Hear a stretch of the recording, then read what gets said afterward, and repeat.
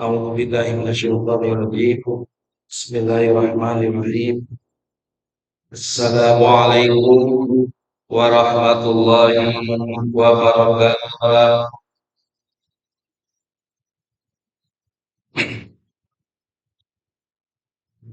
Alhamdulillah, alhamdulillahilladzi 'allama bil qalam, 'allamal insana ma lam ya'lam.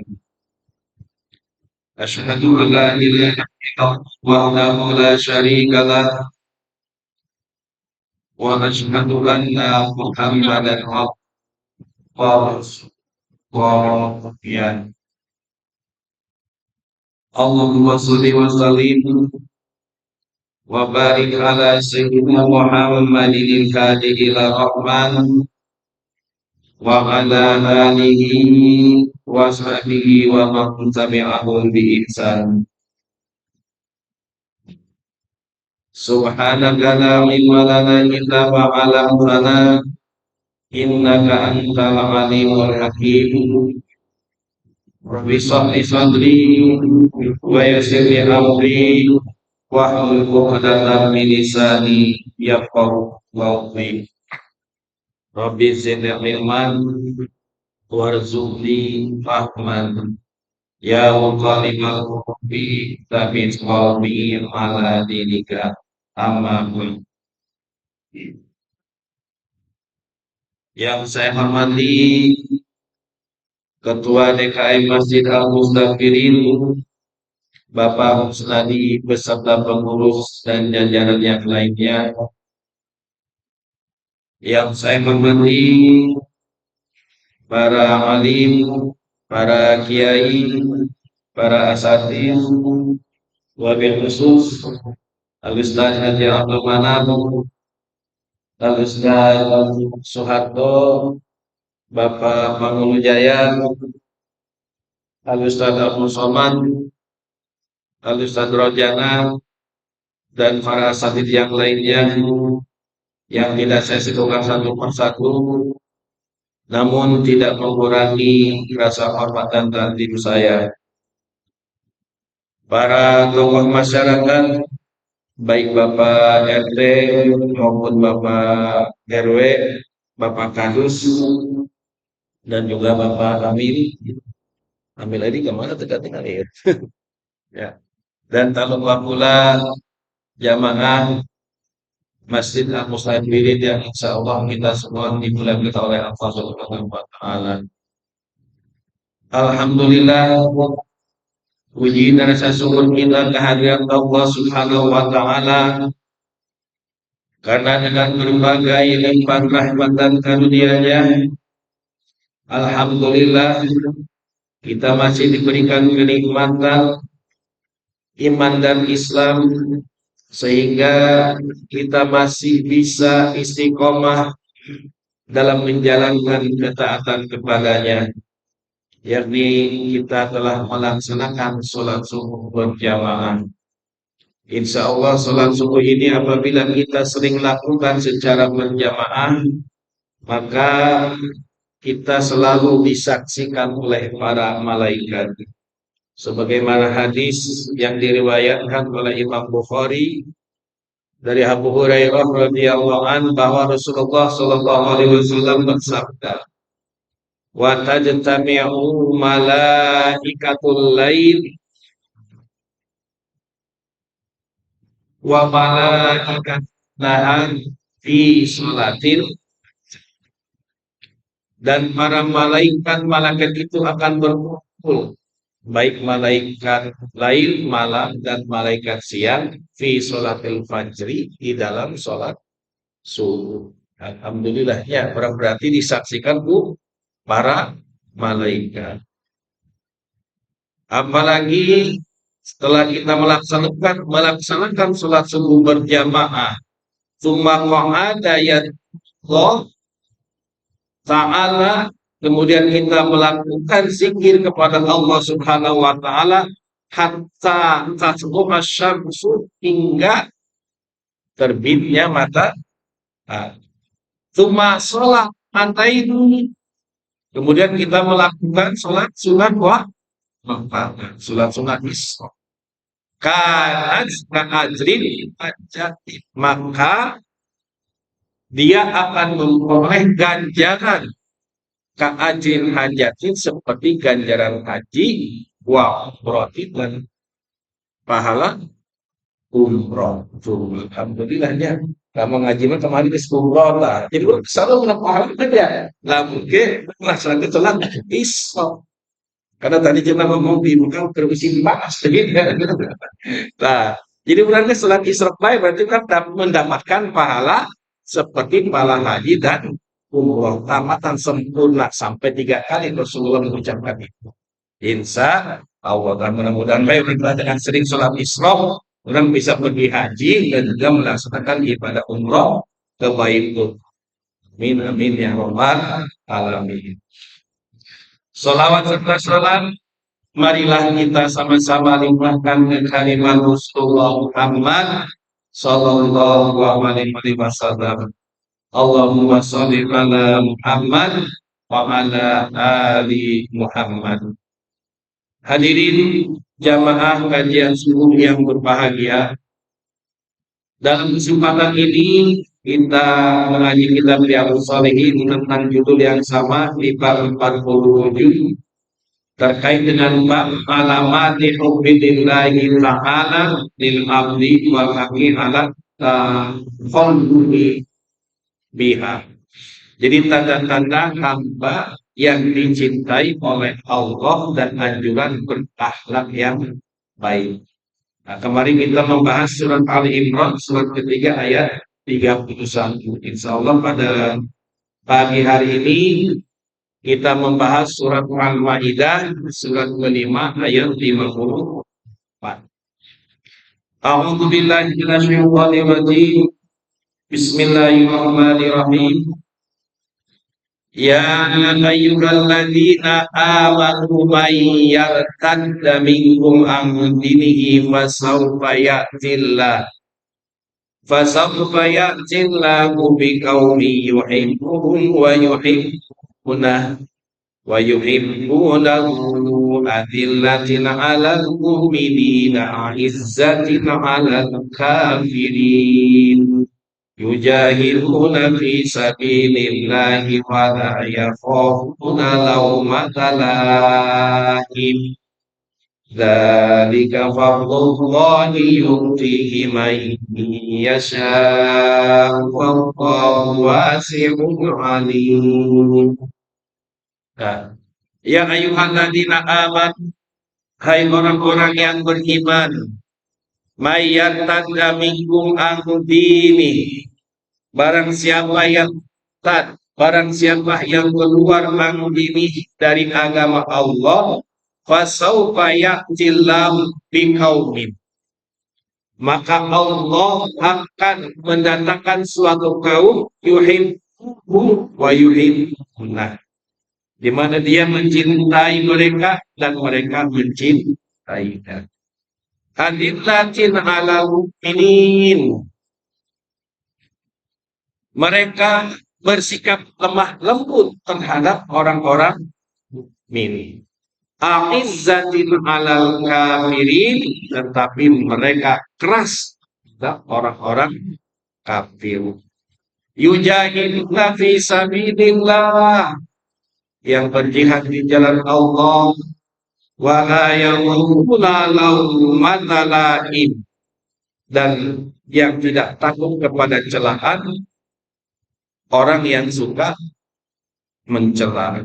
Dzalika fadlullahi yu'tihi may yasha, itulah karunia Allah yang diberikan kepadanya kepada siapa yang dikehendaki. Wallahu wasi'un alim, dan Allah Maha Luas pemberiannya dan Maha Pengetahuan. Hadirin jamaah kajian subuh yang berbahagia, di dalam tafsir Ibnu Katsir dijelaskan bahwa yang itu ta'ala mukhbiron an qudratihil azimah. Allah Subhanahu wa taala berfirman, menceritakan an qudratihi, tentang kekuasaan Allah. al-azimah yang maha besar. Anna man tawalla an nusrati dini. Jadi barang siapa yang memalingkan diri tidak mau menolong agama Allah wa iqamati syariah dan menegakkan syariatnya fa innallaha yastabdil bih. Maka sesungguhnya Allah akan menggantikan man huwa khairun laha dengan kaum yang lebih baik daripadanya. Wasatu man akan dan juga lebih keras pertahanannya wa aqwamu sabila dan serta lurus jalannya. Kira-kira nah kita nah, berarti di dalam surat Al-Maidah ini bahwa Allah Subhanahu wa taala memang adalah Allah yang maha kuasa, Allah yang maha pes. Jadi barang siapa yang memang memalingkan diri. Nah, contoh kecil kieu meureunnya. Apabila kita mengakui keesaan Allah, mengakui bahwa Allah itu adalah Tuhan kita, maka kira-kira orang yang butuh Allah atau Allah yang butuh kita? Kan? Coba, jangan tuh. Nah, coba kalau kita bayangkan lamun kurang geus ngambek ya. Tuh naik sholat ya. Mau puasa kayak males. Nah, kira-kira Allah galau tuh kan? Berarti dia menarik apa? Ah, Allah galau tuh ibu percobaan. Kalau kita tidak sholat, kita marah-marah karena memang kebutuhan kita sulit untuk dipenuhi. Allah pasti nggak akan galau, tidak begitu. Ya, Allah maha kaya, Allah tidak kurang, Allah tidak butuh terhadap hamba-Nya. Jadi yang butuh adalah kita kepada Allah. Coba baiklah menurang di imam boga anaknya. Kemudian anak kita sedang makan misalnya. Kita sebagai orang tua mesti bagaimana? Apakah ketika anak kita tidak mau makan, tidak mau menuruti segala perintah kita, apakah dia nanti dengan sendirinya akan merasa kenyang dengan tidak makan? Jadi selaku orang tua, orang tetap memberikan arahan, memberikan tuntunan, memberikan jalan. Ada anak kita tidak mau makan, terserah. Anu lapar sah kira-kira. Anak kurang apa berangkat apa? Ya, berarti anu lapar mah pasti anak orang lain. Nah, ibaratnya kita. Siapa yang rugi? Kurang selaku orang tua atau anak kita? Berarti yang rugi adalah anak kita karena memang dia tidak mau makan akhirnya lapar, bukan kita selaku orang tua. Nah, jadi itu ibaratnya. Jadi memang Allah tidak butuh kita, melainkan kita yang butuh Allah. Kemudian ayat jelema misalkan ibadah geus bertahun-tahun, cenah geus 20 tahun, dia salat subuh teu katinggal berjamaah. Salat Jumat teu katinggal, tapi masih kieu-kieu bae gitu tah. Nah, jadi kalau orang memiliki anggapan seperti itu, berarti orang tersebut menganggap ada sebuah MOU-nya, ada sebuah perjanjian dengan Allah seolah-olah dia ibadah hanya sampai 20 tahun. Nah, maka kita jangan sampai seperti itu, kita lakukan terus karena kitalah yang butuh Allah, bukan Allah yang butuh kita. Maka di dalam surah Al-Fatir, surat ke-35 ayat 15, Allah menjelaskan, Bismillahirrahmanirrahim. Ya ayyuhan nas Allah. Wahai manusia, antumul fuqara ilallah. Kamulah yang membutuhkan Allah. Wallahu wal ghaniyyul hamid, dan Allah yang maha kaya tidak membutuhkan sesuatu apapun dan maha. Nah, jadi ibadah orang emang yang orang lakukan adalah untuk diri kita sendiri. Sedekah orang pun sama untuk diri kita sendiri. Jadi bukan Allah yang butuh kita, melainkan orang butuh Allah. Ya, jadi itulah yang harus kita perhatikan. Jadi ibadah orang pada hakikatnya adalah untuk diri kita sendiri. Sedekah orang pun sama untuk diri kita sendiri. Karena di dalam surah Al-Baqarah dijelaskan, Bismillahirrahmanirrahim, wa ma tunfiqu min khairin falianfusikum. Jadi apa-apa yang kita infakkan, apa-apa yang kita surahkan, kebaikannya diri kita sendiri, bukan untuk orang lain. Karena namun misalkan ayat jelma beunghar, coba mobilnya misalkan ngebandel, mobilnya banyak, nah, gimana gede, bagus, menjaman lagi masuk ke gedong lain. Nah, kemudian emasnya bertumpuknya di lengan emas, di jari dia emas gitu ya. Kemudian di leher lagi emas. Nah, kemudian dia minggir, lah aing geus boga duit, geus boga emas, geus boga harta, geus teu kudu ibadah lah, geus teu kudu salat dan geus cukup. Kira-kira benar tuh tadi geus gitu. Karena geus serba cukup, anak geus boga, dong wae kejadian kebakaran, habis kabeh. Nah, makanya siapa sebenarnya yang butuh, malaikat kita butuh kepada Allah. Lamun geus kebakaran teu boga naon, hancur kabehnya. Mas ke arah dulu, ima arah sekejap mah. Teu kudu loba-loba 5 detik bae atau 10 menit geus hancur kabeh. Makanya kita jangan sampai sombong tatkala kita berada di posisi memang menurut kita adalah tinggi. Semuanya adalah akan kembali kepada Allah Subhanahu wa taala. Nah, wa qauluhu adillatin 'alal mu'minin. Jadi nanti Allah itu akan menggantikan seseorang apabila memang kita tidak taat kepadanya. Jadi Allah ya tidak butuh kita. Nah, orangnya yang pertama adalah yang bersikap lemah lembut terhadap orang mukmin.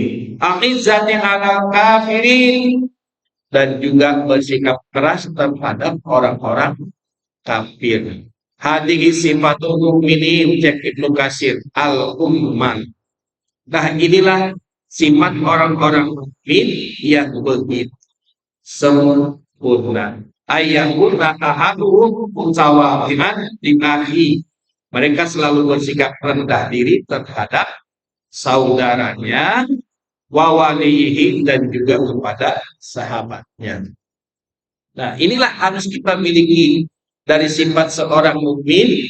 Kita harus memiliki sikap lemah lembut, memiliki sifat rendah hati, suka menolong kepada orang yang membutuhkan. Nah, inilah ciri daripada orang yang mukmin.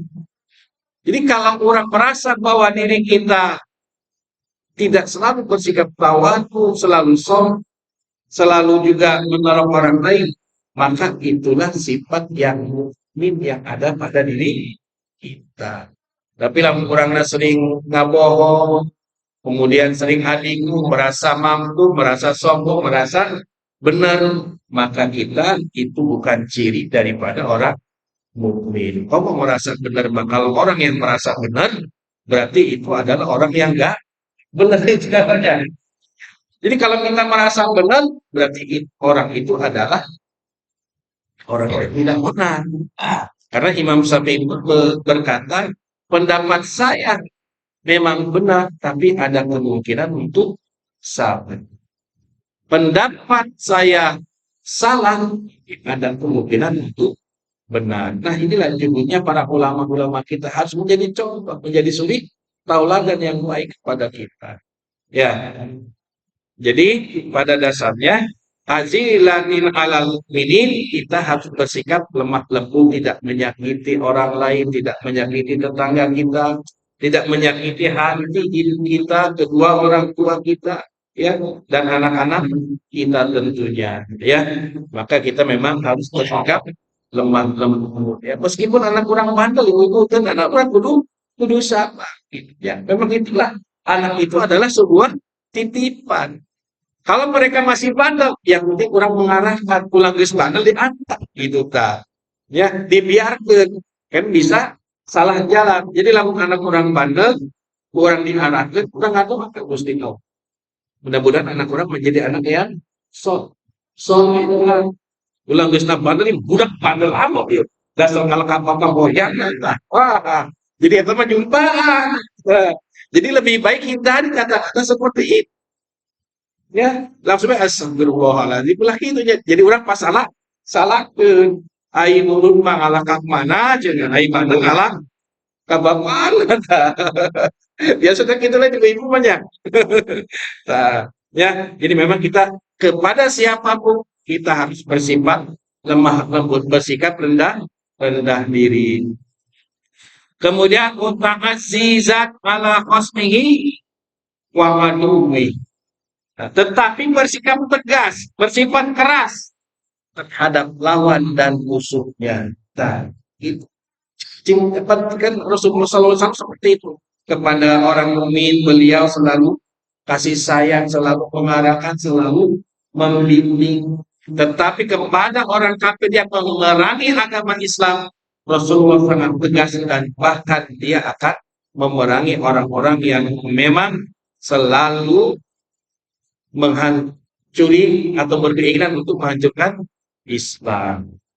Ya, jadi itulah kalau kita harus bersikap tegas kepada saudara-saudara kita, harus bisa lemah lembut kepada tetangga-tetangga kita, tetapi kita harus bersikap tegas kepada orang yang memang berbuat zalim kepada kita.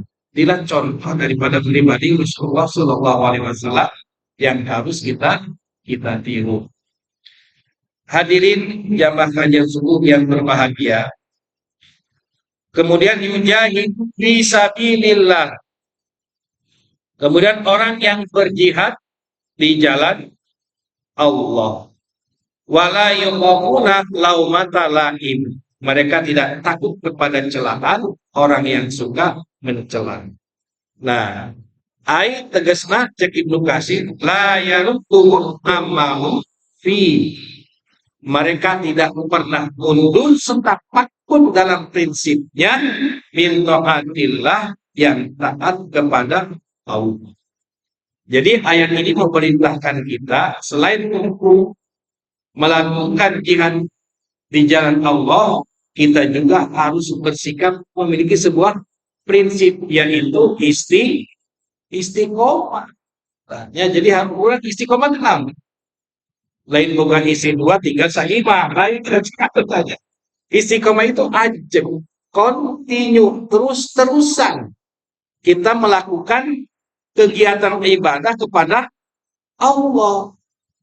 Jadi ulah sampai ibadah orang teh hanya awalan doang itu semangat kabulina baik. Tentu. Misalkan ayah keluarga, bapana, mana, jeung anakna. Yang ketika mendengarkan ceramah bahwa kita harus istiqomah rajin beribadah, barang siapa yang meningkatkan ketakwaan kepada Allah, ya ja'alahu mahroja, maka Allah akan mengeluarkan solusi atas permasalahan yang dihadapi. Terus kabeh sholat, saminggu, alhamdulillah tak. Seperti masjid imana, kalau baca Quran, nah, menang saminggu kahareun, sepi imana. Nah, jadi udah sampai gitu. Jadi ibadah mah sedang-sedang saja, tapi kurang terus dilakukan, terus dilakukan. Ya, jadi pas sampai ibaratnya kencang mamitina doang gitu kan. Ya, cek anu diet mah supaya awak kudu ya lah.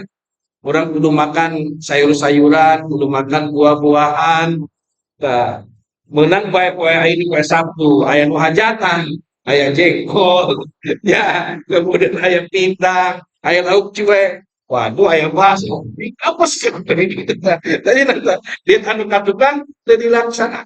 Jadi lamun diet mah tetep diet habis konsisten gitu. Ya harus terusan. Jadi ulah sampai ayeuna kenceng, ayeuna henteu. Memang iman itu pada dasarnya walayati wala yang kadang bertambah, kadang juga berkurang, tetapi kurang pun usahakan. Jadi ya senang-senang saja gitu ya. Karena memang amal ibadah yang dicintai oleh Allah itu adalah adwamuha wa ibadah yang dilakukan secara terus-menerus walaupun jadi kurang kudu istiqomah kudu aja melaksanakan ibadah mah ya. Karena kalau kita istiqomah insya Allah pahalanya adalah surga sebagaimana didasarkan pada surat Al-Baqarah surat ke-46 ayat 13 sampai 14. Bismillahirrahmanirrahim. Innal ladzina qalu rabbunallahu tsumma istaqamu fala khaufun 'alaihim wa la hum yahzanun. Sesungguhnya orang-orang berkata, qalu rabbunallahu, Tuhan kami adalah Allah. Tsumma istaqamu, kemudian dia istiqomah. Fala khaufun 'alaihim wa la hum yahzanun. Maka dia tidak memiliki rasa takut dan tidak pernah bersedih. Nah, orang istiqomah tidak memiliki rasa takut akan kemiskinan, tidak memiliki rasa kekhawatiran di dalam dirinya. Semua diserahkan kepada Allah. Yang penting kita melaksanakan ibadah kepadanya. Tidak pernah bersedih hati. Selalu bahagia. Ya, kekurangan rezeki alhamdulillah rezeki yang saya terima hari ini adalah segini. Jadi semuanya diserahkan kepada Allah. Benar. Wa may yatawakkal barang siapa yang bertawakal kepada Allah maka Allah akan atur. Ya, jadi orang kudu yakin. Ulaika ashabul jannah khalidina fiha. Mereka itulah orang-orang yang menjadi penghuni surga. Istiqomahnya jazakum bimakan yang baru itulah sebagai ganjaran terhadap apa yang mereka lakukan. Jadi orang kudu istiqomah dalam beribadah, jangan sampai ibadah orang teh Senin Kamis ya. Jadi seetik terus kita lakukan walau nanti insya Allah akan menjadi sebuah kebiasaan. Jadi ulah kenceng di hari Minggu doang ya. Wal amri bil ma'ruf wan nahyi anil munkar. Nah, kemudian melakukan amar ma'ruf dan nahi munkar. Jadi orang lamun ada saudara-saudara kita, istri kita yang belum melakukan sholat, ayo orang diarahkan ya, ada suruh sholat anak-anak kurang. Kalau mereka berkata keji, berkata kasar, kalau kurang-kurang dibimbing supaya tidak berlaku kasar. Nah, itulah salah satu jihad fi sabilillah. Nah, la yar'adzalika waqbud. Mereka sama sekali tidak pernah suruh dalam hal kepada seseorang pun yang menghalang-halangi mereka atau yang mencela mereka. Jadi apabila ada orang yang selalu meledek, yang selalu mencela, kita tetap sabar dan tidak membalas tentang kejahatan yang saudara kita lakukan. Kita tetap harus bersabar ya. Wala yahid fihi laumu lahim wala adalun adilin. Dan tidak pernah takut terhadap celaan orang yang mencela dan mengkritiknya.